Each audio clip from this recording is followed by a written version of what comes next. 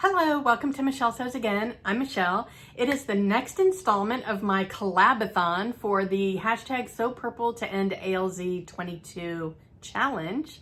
Today's collaboration is with the amazing Christine from Christine Sews a Lot.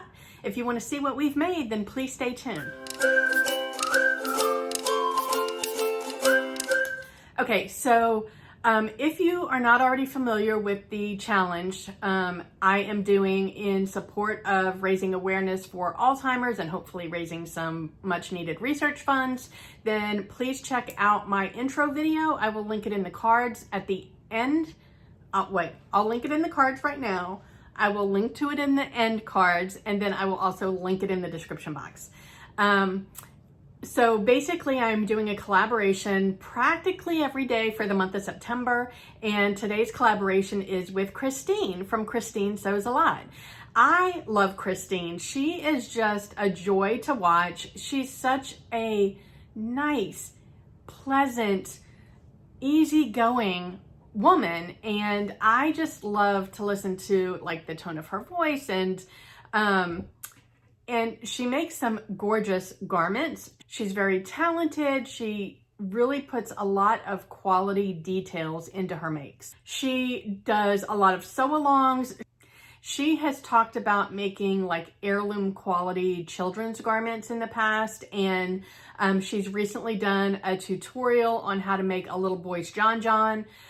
She does a lot of fabric hauls, she does pattern reviews, and she participates in Friday Sews, which everybody loves Friday Sews. So go and check out Christine's channel if you haven't already. If you are here because you've watched Christine and she sent you my way, then thank you so much for joining me. All right, so we decided to make the Peppermint magazine loungewear set.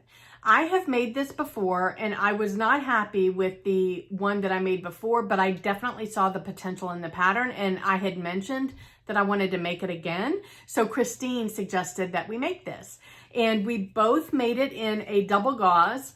This double gauze I got from Joann's is so squishy. I love it so much. I actually used two different double gauzes in my make. And the first one, like I said, is from Joann's. It's this really squishy plum colored double gauze. And then I did an accent on the pockets with this kind of sky blue double gauze that I got from Mood, which I would think is very nice if I hadn't experienced this one. This one is so much squishier than this one. So I am kind of surprised that Joann's has a better quality double gauze than Mood. This one's nice. This one's nicer. Anyway, so that's what I used for mine. And I also obviously used this really fun rainbow bias binding that I got off Etsy. I will try and find the link to it if it's still available and put it in the description box. But the bias binding pulled in the plum from the Joann's fabric, and it pulled in the blue from the Mood fabric. So I thought that was a nice touch. All right, so let me tell you a little bit about the pattern and what my thoughts are. So as I mentioned, I've made this pattern before. I made it last year when I was still living in Miami, and I made it out of this really fun, like crispy cotton fabric that I got from Mood. It had really, it had the outlines of hands on it. So it was kind of fun. The background was beige. The outlines were black. The print was fun. The colors kind of boring.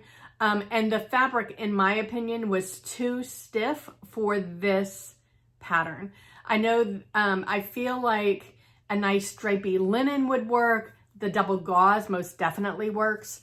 But that fabric was just a little bit too stiff. And so the fact that I made a size too big, which I did again, which I'll get into in a minute, that just exaggerated the fact that, the stiff fabric exaggerated the fact that the items were too big for me.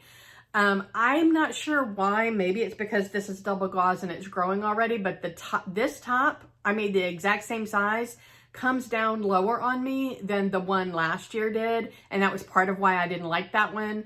The pants bulged out in my front And I think that's because of how stiff the fabric was. So I've actually donated that. That was part of my big purge that I did last year before I moved from Miami to Fort Myers. So I don't even have that to show you, but I will link in the cards because I think I did a video on that. So I'll link that in the cards. But like I said, I saw the potential in that pattern. So even though I didn't like that outfit, I knew I wanted to make it again. So when Christine suggested that we make it in a double gauze, I was like, okay, I'm in for that. And I'm so happy that I did because I love it. So the construction of the two pieces really couldn't be any easier. I whipped this up in a few hours. The pants, I made them into shorts. I will insert a little twirl here so you can see me. I paired them with my fun unicorn fuzzy slippers.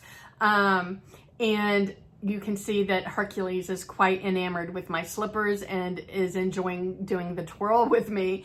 But so the pants, like I said, I made into shorts. I used the blue fabric as the pocket backing. So when I lift up my shirt, I have a little surprise of the pop of blue. The elastic waist construction is really super simple. You serge. Well, first of all, you measure your waist, you subtract 3 inches, and that's how long you cut your elastic. Then you overlap the elastic by probably 3/8 of an inch, and then you zigzag it. So you make the elastic loop first, and then you quarter it, and then you match the pinpoints to the 2 side seams and the front and back seam on your shorts or your pants. And then you just stretch as you go, and you just serge the elastic onto the inside raw edge of your pants. There's no waistband, there's no casing. You just serge it straight onto the raw edge. You have to stretch as you go because the elastic is going to be smaller than the fabric. So stretch as you go to make sure that it all fits. And then once you've got it serged on, then you turn that to the inside so that the fabric is on top of the elastic, and the elastic ends up being sandwiched in between the outside of your pants and that serged edge. So you don't see the elastic at all. And then you top stitch that down. Couldn't be easier. And so for the hem of the pants, I just serged the edge and turned it up 1 inch and then top stitched it. So like I said, couldn't be easier. The top is it's 2 pieces. It's 4 pieces if you do the facing. I chose to do the bias binding instead of the neck facing. I am not a fan of facing, so when I can get away with skipping it and doing bias instead, I do it. It is a grown-on sleeve. And just a front and a back, and it's got a high-low hem, so it's kind of a curved hem on the front upwards and a curved hem on the back on the low end. And again, here I just serged the edge and turned it under 1/2 inch because I didn't want this to be too short, and top stitched it.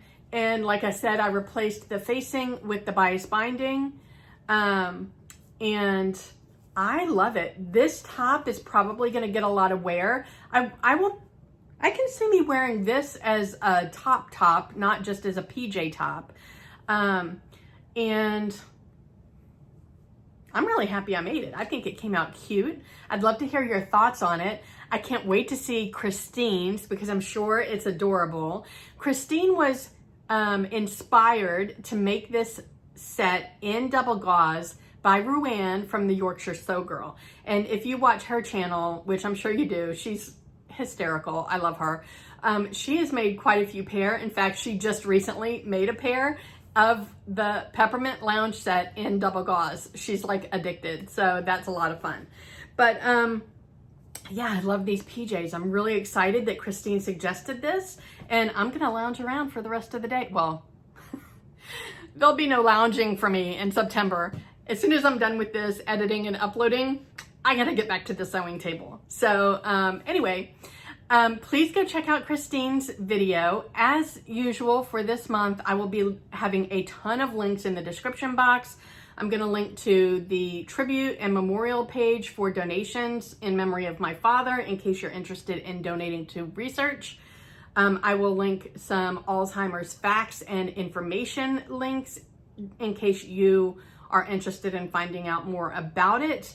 I will have a full list of all my collaborators, the date that we're collaborating, the project that we're working on in the description box. I hope that you go and check them out if you haven't already. And in my intro video, I talk about the prizes. So if you're prize incented, then go and check that out. Yesterday's video was a collaboration with Angela from Just Me and My Fabric. I will link that in the description box. And tomorrow's video is with Carmen Salome, and we're doing a combined challenge. We're doing the Project Dress a Girl in purple. So please stay tuned for that. So that's it for me today. Wherever you are, I hope the weather's amazing. I hope you're able to get some sewing in, and I will talk to you tomorrow. Bye.